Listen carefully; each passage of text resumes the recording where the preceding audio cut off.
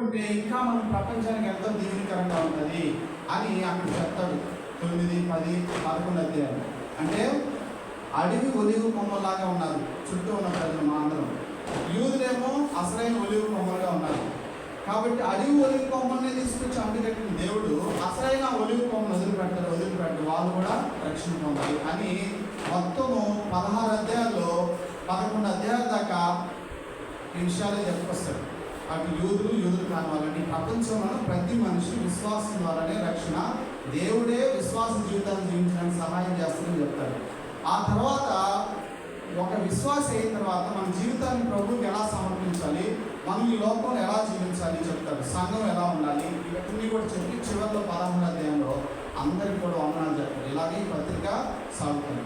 అయితే ఈ పత్రికలో మనం ఇప్పుడు చూసినటువంటి భాగంలో ఈ 2వ అధ్యాయం ఏం చెప్తాడంటే ఒకసారి చూద్దాం. కాబట్టి తీర్పు తీర్చు మనుషుగా నీవు ఎవడైనా సరే నిరుత్తరుడు అయినావు. నిరుత్తరుడు అంటే ఇక నువ్వు ఉత్తరం ఇవ్వడానికే లేదు, నువ్వు మాట చెప్పడానికి కూడా లేదు. దేని విషయంలో ఎదుటివానికి తీర్పు తీరుస్తున్నావో దాని విషయంలో నీవే నేరస్తుడు అని తీర్పు తీర్చుకొచ్చు ఉన్నావు. ఇది ఎవరి గురించి అంటే స్వనీతి పరుల గురించి, అంటే యూదుల గురించి.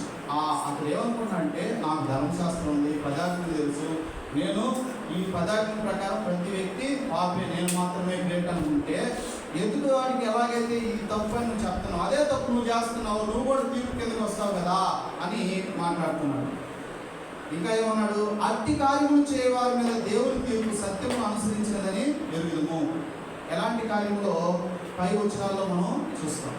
ఈ రోమపత్రిక 1వ అధ్యాయంలో ఎలాంటి కార్యములు 28 వచనం మరియు 1వ అధ్యాయం 22. మరియు వారు తమ మనసులో దేవునికి చోటీయనలేకపోయేది కనుక చేయడానికి కార్యములు చేయటకు దేవుడు భ్రష్ట మనసు వారిని అప్పగించి అట్టివారు ఎవరైతే దేవునికి చోటీయకుండా ఇష్ట ప్రకారం జీవిస్తున్న వాటిని దేవుడే భ్రష్ట మనసుకి అప్పగించేసారు. ఆ భ్రష్ట మనసులో ఉన్నటువంటి మనుషులు మానవాళి ఏం చేస్తున్నారంట, సమస్తమైన దుర్నీతి చేత, దుష్టత్వం చేత, లోపం చేత, ఈర్ష్య చేత నిండుకొని మస్తరం, నరహత్య, కలహం, కపటం, వైరం అనే వాటితో నిండిన వారే ఏం పనులు చేస్తున్నారంటే కొండిగాను, అపవాదకులు, దేవద్వేషులు, హింసకులు, అహంకారులు, బింకములాడువారు, చెడ్డవాటిని కల్పించేవారు, తల్లిదండ్రులకు అవిధేయులు, అవివేకులు, మాట తప్పువారు, అనురాగ రహితులు, నిర్దయులు, ఇంటి కార్యములు, ఈ కార్యాలతో నిలబడినారు మనుషులు.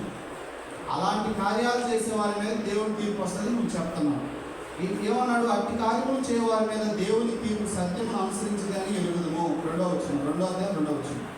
అట్టి కార్యములు చేయవారికి తీర్పు తీర్చుచు వాటినే చేయుచున్న మనుషుగా నువ్వు దేవుని తీర్పు తప్పించుకోమని అనుకుంటావా?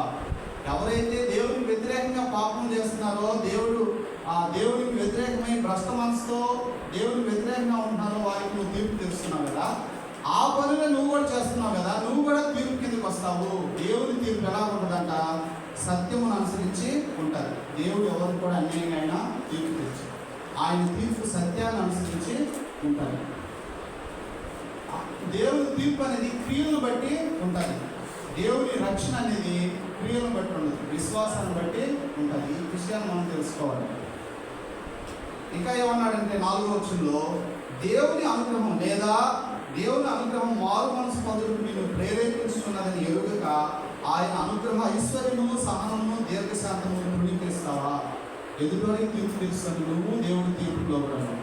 ఇప్పుడైనా దేవుని యొక్క అనుగ్రహం నిన్ను మారు మనసుకు ప్రేరేపిస్తుంది, అయినా నువ్వు దాన్ని నిర్లక్ష్యం చేస్తావా, తృణీకరిస్తావా?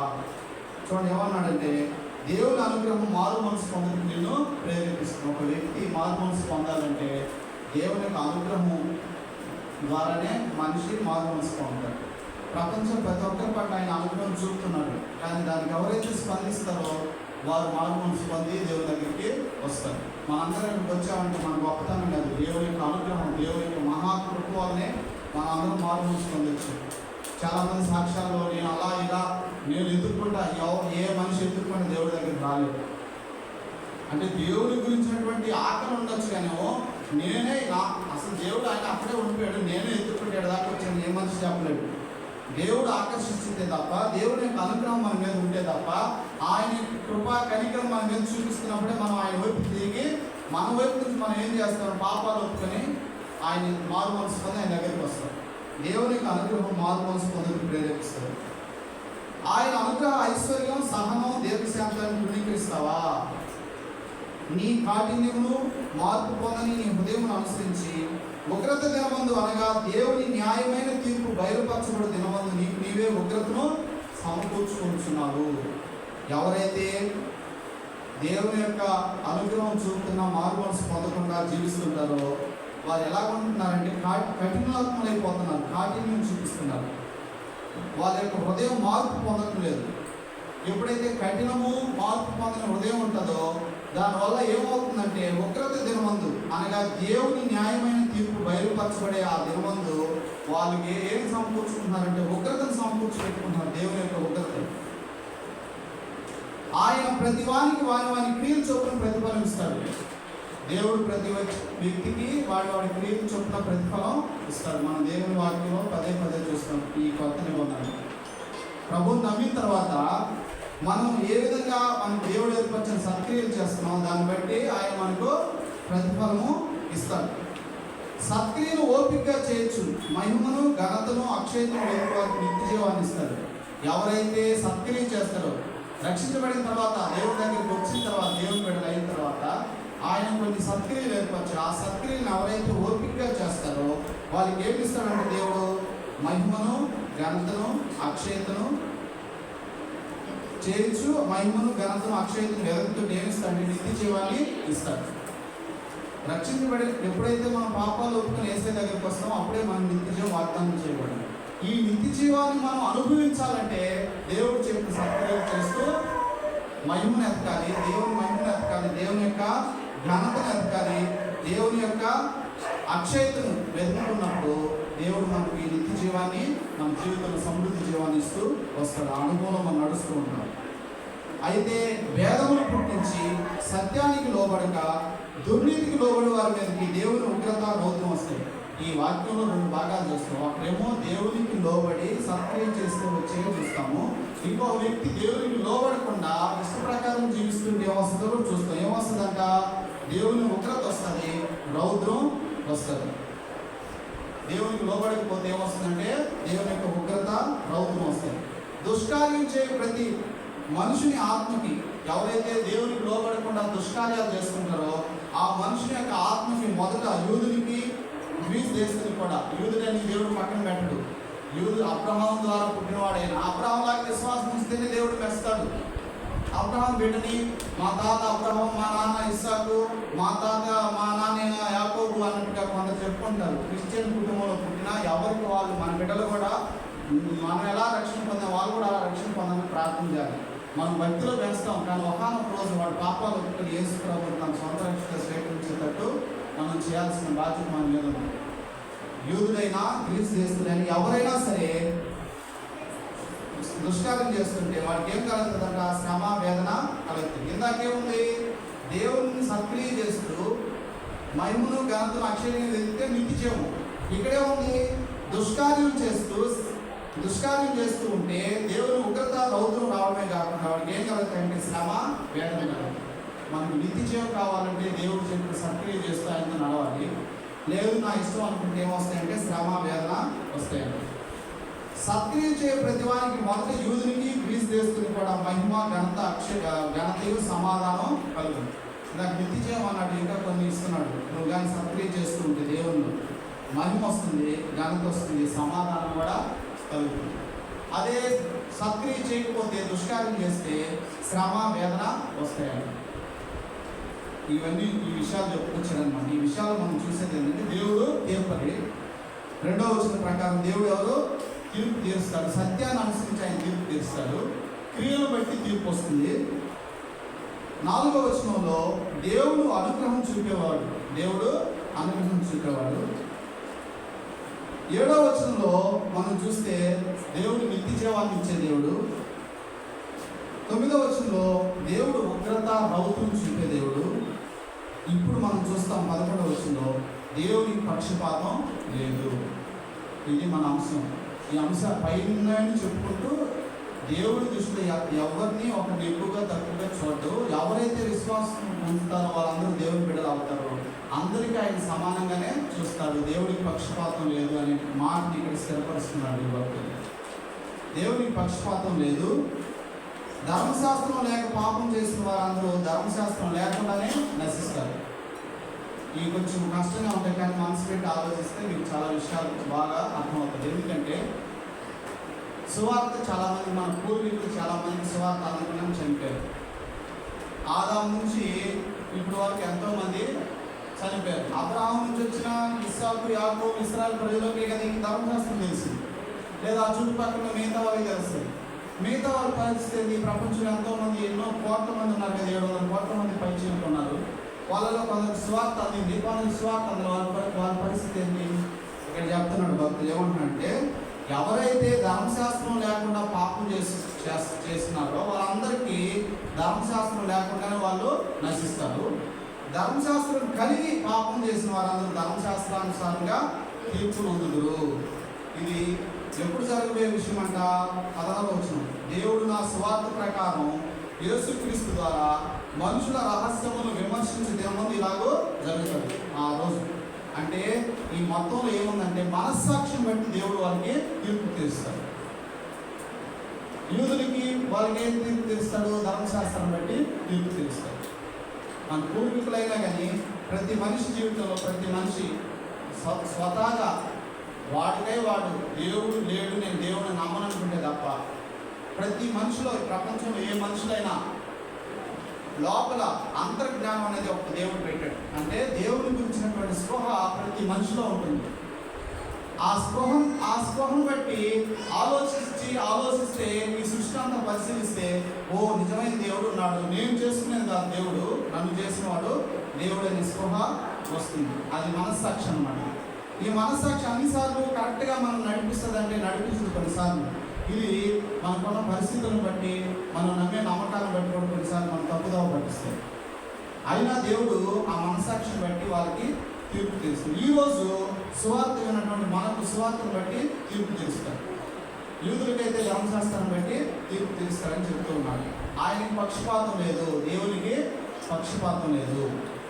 ధర్మశాస్త్రం విలువారు దేవుని దృష్టికి నీతిమంతులు కాదు, కానీ ధర్మశాస్త్రమును అనుసరించి ప్రవర్తించే వారే నీతిమంతులుగా ఎంచబడతారు. ఎవరైతే దేవుని వాక్యం కలిగి ఉన్నారో వాళ్ళు కాదు, దేవుని వాక్యాన్ని ఎవరైతే అనుసరిస్తారో వాళ్ళు నీతిమంతులుగా ఎంచబడతారు. ధర్మశాస్త్రం లేని అన్యజనులు స్వాభావికంగా ధర్మశాస్త్ర సంబంధమైన క్రియలు చేసిన వారు ధర్మశాస్త్రం లేని వారైనను తమకు తామే ధర్మశాస్త్రం అయినట్టు ఉన్నారు. అట్టి వారి మనస్సాక్షి కూడా సాక్ష్యం ఇచ్చుచూ ఉండను. వారి తలంపులు ఒకదాని మీద ఒకటి తప్పు మోపుచు లేక తప్పు లేదని చెప్పుచూ ఉండను. ధర్మశాస్త్ర సారం తమ హృదయములందు రాయబడినట్టు చూపుతున్నారు. కొందరేమో ధర్మశాస్త్రం ప్రకారం జీవిస్తున్నారు. కొందరికి ధర్మశాస్త్రం లేకపోయినా ఈ ధర్మశాస్త్ర సారం ఎక్కడ రాయబడిందంట? వాళ్ళ యొక్క హృదయాల మీద రాయబడింది, మనస్సాక్షి మీద రాయబడిందని చెప్తూ ఉన్నాడు. దేవుడు నా సువార్త ప్రకారం యేసుక్రీస్తు ద్వారా మనుషుల రహస్యమును విమర్శించే దినమందు ఇలాగో జరుగుతుంది. ఈ తీర్పు గురించి చెప్తూ ఉన్నాడు. ఎప్పుడు ఇది జరుగుతుందంటే దేవుడు ఏర్పరిచినటువంటి యేసుక్రీస్తు ప్రభు వారిని విమర్శిస్తాడు. ఈ ప్రపంచాన్ని రక్షించడానికి వచ్చాడు, అదేవిధంగా ఈ ప్రపంచాన్ని కూడా ప్రభు తీర్పు తీర్చిపోతూ ఉన్నాడు అనమాట. ఆ రోజు ఇలాగా జరుగుతుందని చెప్తున్నాడు ఈ మొత్తం వాక్య భాగంలో. అయితే మనం చూసినటువంటి పక్షపాతం, దేవుడికి పక్షపాతం లేదనే దాని గురించి కొన్ని మాటలు చూస్తున్నాం. దేవుడికి ఏమాత్రం ఆయనకి పక్షపాతం లేదు. అపోస్తల కార్యం 10:34. అపోస్తల కార్యములు 10:34. దేవుడు పక్షపాతి కాడని నిజముగా గ్రహించున్నాను. దేవుడు ఎప్పుడు కూడా పక్షపాతి కాడు. ఆ సందర్భం ఏంటంటే పేతురు యూదులకే సువార్త ప్రకటిస్తున్నాడు ఇశ్రాయేలు ప్రజలకి. అలాంటి సమయంలో దేవుడు కొర్నేలు అనేటువంటి ఇంకో అన్యుడి దగ్గరికి పంపమన్నాడు. అక్కడికి ఈయన వెళ్ళడానికి సంకోచిస్తుంటే ఆయన దర్శనం కూడా చూపిస్తాడు. ఆ దర్శనం తర్వాత వారు పిలుస్తారు, వెళ్తాడు అనమాట. అప్పుడు చెప్తున్నాడు అనమాట, అక్కడికి వెళ్ళి దేవుడు పక్షపాతి కాడని గ్రహించుకుంటున్నాను, దేవుడు పక్షపాతి కాడు అని నిజంగా గ్రహించి ఉన్నానని పేతురు భక్తుడు చెప్తూ ఉన్నాడు. అదేవిధంగా యోబు గ్రంథము 34వ అధ్యాయము 19వ వచనం. యోబు, మన దేవుడు పక్షపాతం చూపేప్పుడు ఆయన నిష్పక్షపాతంగానే ప్రజల పట్ల, రాజుల ఎడల పక్షపాతం చూపని వారితోనూ, పేదల కన్నా ధనం గలవారిని ఎక్కువగా చూడని వారితోనూ అలాగు పలుకుట తగునా. వారందరూ మనుషులైతే రాజులను ఒక విధంగా, పేదలను ఒక విధంగా చూస్తారంట. ధనం గలవారిని ఒక విధంగా, పేదవారిని ఒక విధంగా చూస్తారు. కానీ దేవుడైతే అందరినీ ఒకే విధంగా చూస్తున్నాడు. అందరినీ ఆయన నిర్మించిన వాడు. పక్షపాతం లేనటువంటి దేవుడు మన దేవుడు. మన దేవుడు కొందరినేమో నాకు చాలా ప్రియమైన వాళ్ళు, ఈయన ఏ తప్పు చేసి నేను ఏమన్నాను, వారికన్నా కొందరు తక్కువ, వారికందరూ తక్కువ అనేటువంటి మన దేశంలో ఉన్న విధానం కాదు. తల్లో వచ్చి కొందరు పుట్టారు, వాళ్ళు ఏం చేసిన వాళ్ళు ఏం అనకూడదు, వాళ్ళు స్వాములు. కొందరు భుజాల నుంచి పుట్టారు, వాళ్ళ తర్వాత వీళ్ళు. ఇంకొందరు తొడల నుంచి పుట్టారు, ఇంకొందరు పాదాల నుంచి, ఇంకొందరు అక్కడ కష్టపడే కష్టజీవులు అయితే మనుషులే కాదన్నట్టు చెప్పిన విధానం కాదు మన దేవుడు. మన దేవుడు ఒక మనిషి ద్వారా ఈ ప్రపంచం అందరినీ సృష్టించాడు. ఒక మనిషి ద్వారా వచ్చిన పాపం ద్వారా మనుషులందరూ పాపులే. ఆ పాపులందరూ కొరకు ప్రాణం పెట్టడానికి ఆయన తన ప్రియకుమారుని అనుగ్రహించినటువంటి దేవుడు. ఆ దేవుడు మనందరి కొరకు శిలువలో ప్రాణం పెట్టిన దేవుడు. ఆయన పక్షపాతం లేదు. ఈ రోజు ప్రపంచంలో ప్రతి మనిషి రక్షించబడాలని ఆయన తన సువార్తను అందరికీ ప్రకటించమని తన శిష్యులను పంపాడు. ఈరోజు మనందరికి కూడా ఆదేశించాడు. ఆ సువార్త ద్వారా మనందరం కూడా రక్షించబడ్డాం. కాబట్టి మన దేవుడు పక్షపాతి కాడు, ఆయన పక్షపాతం చూపడు. ఇంకా కొన్ని వచనాలు చూద్దాం. దేవుని యొక్క గొప్పతనం, ఈ మాటను మనం చూస్తుంటే దేవుని యొక్క గొప్పతనం మనకు తెలుస్తుంది. మత్తయి సువార్త 22:16 సాక్షాత్తు దేవుడైనటువంటి ప్రభు ఈ లోకంలో శరీరధారిగా ఉన్నప్పుడు ఆయన గురించి ఇతరులు చెప్పిన మాటలు. 22:16 వచ్చింది. మత్తయి సువార్త 22:16. బోధకుడా, నీవు సత్యవంతుడు అయి ఉండి దేవుని మార్గం సత్యంగా బోధించుతున్నావనియు, నీవు ఎవరిని లక్ష్య పెట్టవనియు, మోమాటం లేనివాడవనియు ఎరుగుదము. మన దేవుడు, మన రక్షకుడైన యేసుక్రీస్తు ప్రభు ఆయన ఎలాంటి వాడంటే మోమాటం లేకుండా బోధించినటువంటి బోధకుడు, సద్బోధకుడు. సత్యముగా బోధించాడు మార్గాన్ని, దేవుని మార్గాన్ని. ఎవరిని కూడా ఆయన లక్ష్య పెట్టలేదు. ఇక్కడ ఇంకా పక్షపాతం అని ఇంకా చెప్పాలంటే ముఖం చూసి ప్రవర్తించాడు. దేవుడు ఏ మనిషి యొక్క ముఖాన్ని అసలుకి లక్ష్య పెట్టాడు. అతని హృదయం ఎలాగుందో చూస్తాడు. అందరినీ ఒకే విధంగా ఆయన చూసే దేవుడు. కొందరు ఎక్కువ, కొందరు తక్కువ అంటారు. ఎవరైనా పశ్చాత్తాపడితే వారి పట్ల దయ చూస్తారు. ఎవరైతే వ్యతిరేకంగా ఉంటారో వారి పట్ల ఆ విధంగా ఆయన వ్యవహరిస్తాడు. పక్షపాతం చూపని దేవుడిగా ఉన్నాడు మన ప్రభు. తర్వాత పేతురు రాసిన మొదటి పత్రిక 1వ అధ్యాయం 17వ వచనం కూడా మనం చూస్తాం. వాళ్ళు ఏమేమి ప్రార్థించారో చూడండి. పేతురు రాసిన మొదటి పత్రిక 1వ అధ్యాయం 12వ వచనం, 17వ వచనం, 17 చదవండి. పక్షపాతం లేకుండా క్రియలను బట్టి ప్రతి వారిని తీర్పు తీర్చువాడు తండ్రి అని మీరు ఆయనకు ప్రార్థన చేస్తున్నారు కనుక. ఇక్కడ ఏమని చెప్తున్నారంటే దేవుడికి ఏమని ప్రార్థన చేస్తున్నారంటే వాళ్ళు పక్షపాతం లేకుండా క్రియలను బట్టి ప్రతి వారిని తీర్పు తీర్చే ఓ తండ్రి అని ప్రార్థించేవాళ్ళంట. ఆ విశ్వాసం పేతురు భక్తులు చెప్తున్నారు. ఏమంటున్నారు, మన దేవుడు ఎలాంటి వాడంటే ఆయన పక్షపాతం చూపడు, ఆయన లేనిటువంటి దేవుడు ఆయన. అదేవిధంగా ఇంకొక మాట, దినవృత్తాంతం 2వ గ్రంథము 19:7 ఇంకా స్పష్టంగా ఉంది ఆయన గురించి. దినవృత్తాంతం 2వ గ్రంథం 19:7.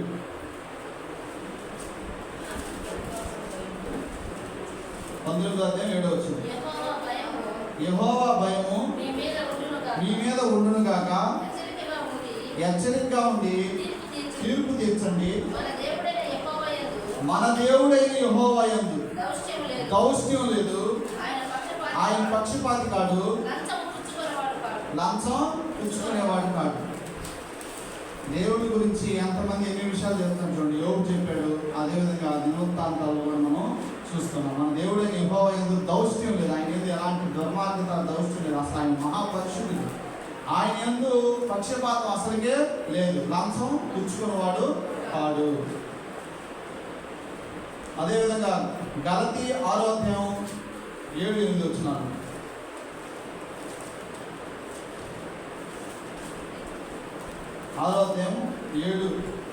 మోసపోకుడు దేవుడు ఎక్కిరింపబడ్డు, మనుషుడు ఏం చేస్తాడో ఆ పంటనే కోస్తాడు. చాలు. అక్కడ దేవుడు ఏమి ఎక్కిరించబడ్డు, ఆయన పక్షపాతం లేదు. మనిషి ఏమి ఎత్తాడు దాన్ని కోసేటట్టు ఆయన ఫలితాన్ని ఇచ్చే దేవుడిగా ఉన్నాడు. ఎఫెసీ 6:9, ఎఫెసీ పత్రిక 6:9 వచ్చింది. యజమానులారా మీకు వారికి యజమానుడైన వాడు పరలోకమందు ఉన్నాడని ఆయనకు చూడండి, యజమానులే చెప్తున్నాడు పౌలు భక్తుడు. యజమానులారా మీ దగ్గర పనిచేసేటువంటి దాసుని ప్రేమతో చూడండి. మన దేవునికి పక్షపాతం లేదు, వారి పట్ల దయ కలిగి ఉండండి అని చెప్పి పౌరు భక్తులు చెప్తున్నారు. దేవుడు ఏం లేదంట, పక్షపాతం లేదు. పక్షపాతం లేనటువంటి దేవుడు మన దేవుడు. ఆయన తీర్పు న్యాయమైనది. ఆయన తీర్పు ఎలాంటిదంటే సత్యాన్ని అనుసరించే ఉంటుంది. నువ్వు నిత్య జీవము, మహిమ, ఘనత, సమాధానం పొందాలంటే ఆ పక్షపాతం చూపినటువంటి దేవుడు ఏమైతే చెప్పాడో ఆ సత్యం నువ్వు ఓపికగా చేస్తే నువ్వు నిత్య జీవం పొందుకుంటావు, మహిమను పొందుకుంటావు, ఘనతను పొందుకుంటావు, సమాధానాన్ని పొందుకుంటావు. నువ్వు పక్షపాతం లేకుండా ఉన్నటువంటి ఆ గొప్ప దేవుడిని కాదని ఆయన తృణీకరిస్తే ఆయన ఉగ్రత వస్తుంది. ఆయన వ్యతిరేకంగా దుష్కార్యం చేస్తే నీకు శ్రమ, వేదన కలుగుతాయి. కాబట్టి ఈరోజు మనం చూడాల్సింది, మన దేవుడు పక్షపాతం లేని దేవుడు, పక్షపాతం చూపని దేవుడు. మనుషుని యొక్క ముఖాన్ని బట్టి ఆయన తీర్పు తెచ్చడు. మనం కూడా మన జీవితాల్లో అలాంటి పక్షపాతం లేకుండా దేవుని వలె, ప్రభు వలె నిష్పక్షపాతంగా జీవించడానికి ప్రభువుని వేడుకుందాం. అలాంటి మనసు మాకు ప్రభు అని దేవుడిని అడుగుదాం. దేవుడు చెప్పినట్టు సత్యం ఓపికగా చేసి మహిమను, ఘనతను, తర్వాత వచ్చి సమాధానాన్ని పొందుతున్నాం, నిత్య జీవాన్ని అనుభవిస్తాం. ఇంకా పొందని వారు కూడా ప్రభు యొక్క రక్షణ పొందుకునేటట్టు మనం ప్రార్థన చేద్దాం. దేవుడి మాటని జీవించినట్ట. ఆమేన్. ప్రార్థన చేస్తున్న ప్రార్థన. దయగల తండ్రి, నీకు స్తుతులు చెల్లిస్తున్నాం. అవును ప్రభా, యూదులు కానివారిని ప్రపంచంలో ప్రతి ఒక్కరూ కూడా పాపం చేసి దేవాన్ని అనుగ్రహించి మహిమను పొందలేకపోతున్నప్పుడు నీ ప్రియకుమారుడైన మా రక్షకుడు యేసుక్రీస్తు ప్రభు ద్వారా మమ్మల్ని అంగీకరించి మా పాపాలు ఒప్పుకున్నప్పుడు క్షమించి ఈ విడుదలగా చేసుకునే గొప్ప దేవుడా, పక్షపాతం చూపిన దేవుడా, మహా గొప్ప దేవుడా, సత్యవంతుడా, న్యాయవంతుడా, నీ స్తోత్రాలు తండ్రి. నువ్వు చెప్పిన సత్క్రియలు చేస్తూ మహిమను, ఘనతను, సమాధానాన్ని పొందుకుంటూ నిత్య జీవాన్ని అనుభవిస్తూ నీతో నడవడానికి సహాయం చేయండి. నీ మాటలు మాలో ఫలింపు చేయండి. పక్షపాతం లేకుండా ఇతరుల నిష్పక్షపాతంగా వ్యవహరించే మనసు మాకు మన యేసు ప్రభువు నామమున ప్రార్థిస్తున్నాం తండ్రి. ఆమేన్.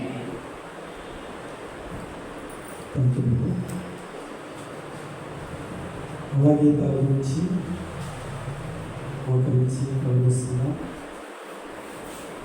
ప్రార్థనలోకి వెళ్తాం. రాత్రి దేవుడు మనతో మాట్లాడిన శ్రేష్టమైనటువంటి విషయాలు ఒక చేతితో విని ఒక చేతితో వదిలేసేవారుగా కాక అటు మాటలను మన హృదయంలో భద్రపరచుకుని వాక్యానుసారమైనటువంటి జీవితాన్ని జీవిస్తూ హృదయపూర్వకంగా ప్రభువుని స్తుతించి ఆరాధించి ప్రార్థిస్తే అటు ప్రార్థన దేవుడు ఆలోచిస్తానంటున్నాడు. కనుక ఈ రాత్రికాల సమయంలో యథావిధిగా ప్రార్థన చేయడం కదా. మొదటిగా ఎత్తబడిన వాక్యం మనందరి జీవితాల ఫలితాలకు వచ్చినట్టుగా ప్రార్థన చేస్తూ మందిరం యొక్క క్షేమాభివృద్ధి కొరకు ప్రార్థన చేద్దాం. మందిరం యొక్క అవసరతలు అక్కరతల కొరకు ప్రార్థన చేద్దాం. ఈ 2024 సంవత్సరంలో మందిరం